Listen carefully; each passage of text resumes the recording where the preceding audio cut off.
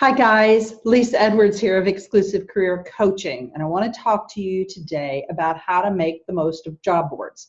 Now let me start by saying that I'm not a huge fan of job boards, and there are a lot of reasons, but one of them is certainly the fact that only about 1 out of every 4 jobs are ever posted on a job board. So if all you're doing is looking at job boards, you're missing 3 out of every 4 positions, and you're only seeing the jobs with the most competition. Having said that, I can help you make the most of those job boards. So here are my top 10 tips. Number 1, I want you to limit the time that you spend on job boards. If you're just getting out of college and starting your career, it should be about a 50-50 split. So 50% of your time is spent on job boards and 50% of your time is spent on networking and more active job search strategies.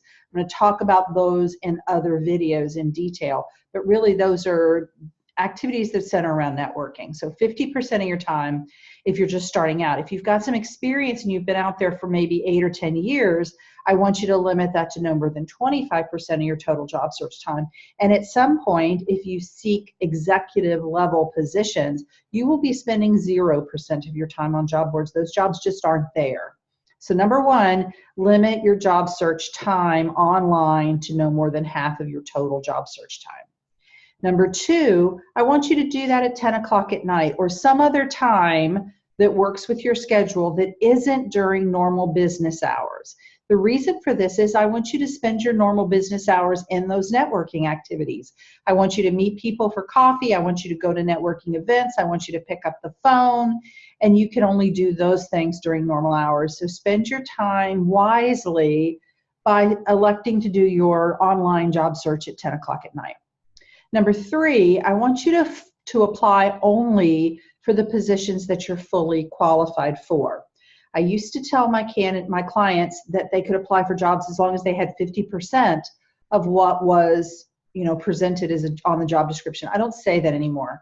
Because of the amount of competition that all positions are getting, the only way to really rise to the top is if you are fully qualified for the job. You've got everything they're looking for.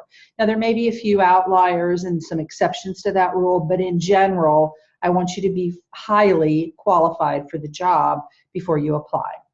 Number 4, I want you to take 15 to 30 minutes each time you apply for a position to customize your resume and your cover letter for that position. I want you to, and this goes into point number 5, which is my keyword point. I want you to make sure that as you customize your resume, you are including the keywords that you see in the job description into your resume. That's going to be super important. I'm going to talk more about why that is. But I also want you to customize your cover letter with why you want to work in that company, what you think you will bring to that company, why that company is of interest to you, and that position. If you don't do that, it's almost better to not include a cover letter than to include one that is so generic or maybe even shows an interest in another kind of position other than the one you're applying for. So be sure to customize your resume, customize your cover letter each time you send it out. Number 5, as I alluded to, is keywords. So you've got keywords in the job description. You want those same keywords to be present in your resume, and that's going to be super important for the computer, the applicant tracking system, to score you as highly as you can be scored. What are those keywords? They are typically nouns, so it's not things like hardworking, team player, leader. Those kind of words are so subjective, and anybody can stick them in a resume anywhere. They're looking for perhaps it's a certain a degree or a certain credential, a certain certification. Perhaps it's a certain skill set, like they want you to be good with data analysis. Those are the kind of things that the applicant tracking system is going to be scoring you on. And if you possess that thing that's in the job description, make sure that it shows up in your resume. I always go through the job description manually with a highlighter and highlight those words, and then I go to my client's resume and I either include that word, or if I'm not sure if they possess a certain skill set or quality, I'm going to ask them about it. So that's number 5, is those keywords. This leads into number 6, which is the applicant tracking system.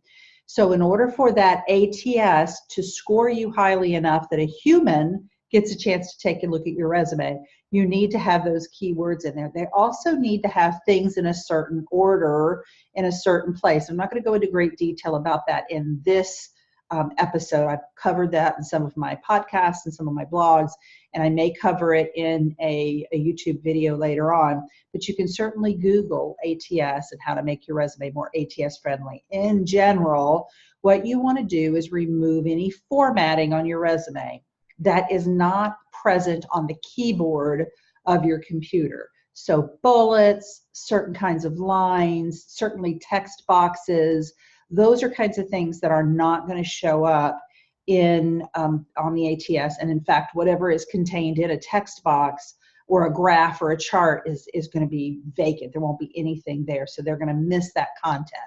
I always give my clients two versions of their resume, what I call the pretty version that has the formatting that I want so that the human will like what they see and it will be appealing to the human eye, and then a kind of stripped down Word version. It can still be in Word, but it needs to be much more kind of simplified for the ATS. And then what you can always do is attach the pretty version as a PDF and attach your cover letter as a PDF while also uploading the ATS version into the system. Number 7 is what I call my +1 approach. If you're going to apply to a position online, what is one more thing you can do to increase the chances that you're going to get noticed? Who can you call and ask them to advocate on your behalf, either by a phone call, by an email, by a personal visit? It's all going to be very situational, but I want you to get creative and think, okay, based on this job, this company, and my network, right? All those things kind of coming into congruence. What's the most creative thing that I can do to increase my chances for success with this particular position?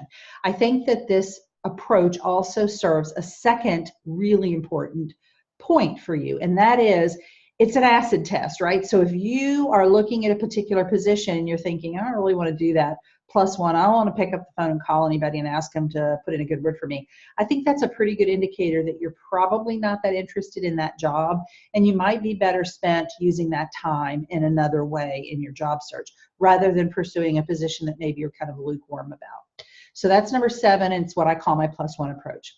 Number 8, and this is so basic and yet I see it so often, complete the application. Make sure that you fill in all the blanks. Do not put "see resume," because again, the ATS is going to look at that, and if it can't get the information it needs from that application, then you're not going to get considered for the position. So fill it out completely, even if that information is completely within your resume, and it probably is. Fill out all the blanks. Don't leave anything blank. Don't put "see resume." Number 9, I want you to follow up on all the positions you apply for whenever possible.